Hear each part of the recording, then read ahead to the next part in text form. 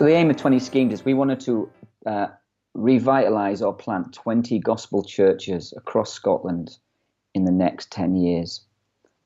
Just to give you some context, there are 100 schemes in Glasgow alone. Mm. So we're not going to run out. About 40% of Scotland's population lives in the schemes. Yeah, wow. Maybe there's 200 or 300 Christians on these schemes. Mm. Now, 100 of them are in my church. So we are a mega church in scheme terms. You know what I'm saying? Yeah. And so we'd say, look, we want to plant or revitalise 20 gospel churches. And in doing so, we're not denomination. We're not trying to create a denomination. We wanted to create a network of men and women who were doing ministry in these communities, that we could come together, encourage one another, share experience, learn. Mm. I mean, a lot of the guys that have come into contact with me over the years, geezers who got saved in a nightclub, for instance, and started meeting in a house.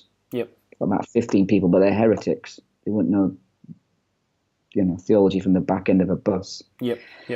So a lot of the thing we do, we meet together a couple of times a year, and we do training, and we meet every month with a planters forum and share and encourage. We do 4 planters and their wives retreats a year and have their children looked after.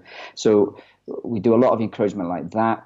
We also set up a fund that's why I beg, to financially help planters, but also to help Indigenous interns. So if a planter has an Indigenous convert and he thinks he's got a bit of go in him, we give them, I think it's about 10,000 a year on average.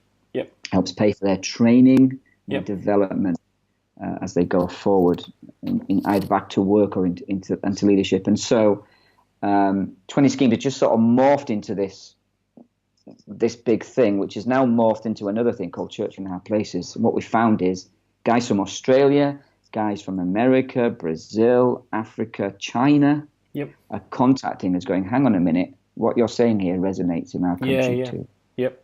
And so we've set up now an international network called Church in High Places, where we can share information with guys across the world who are theologically reformed like we are, but who are struggling to fight for the various reasons, financial and otherwise, to get good resources on the ground. One of the things we're doing right now is writing books with contextualized material for our context. Yep.